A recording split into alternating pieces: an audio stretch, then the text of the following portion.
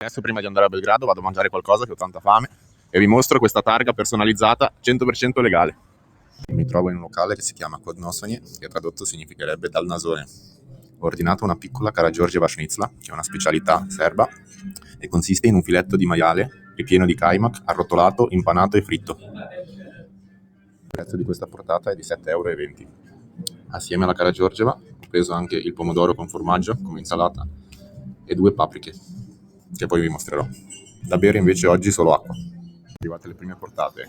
Questa è l'acqua Kniaz Miloš 1811 ed esce frizzante già dalla sorgente. Questi sono i pomodori con formaggio e questa è la paprika piccante. Pane fatto in casa e adesso aspetto la Karageorgieva. Ecco qua, è arrivata anche la Karageorgieva piccola. Adesso la faccio vedere all'interno. L'interno è così. Filetto di maiale e kajmak bello sciolto.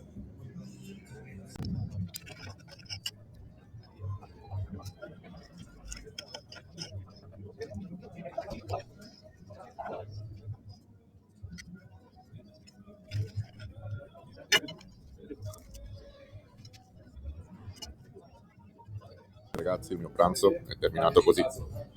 Per tutto quello che ho mangiato ho speso solo 13,70 euro. Vi faccio vedere anche un'altra targa personalizzata.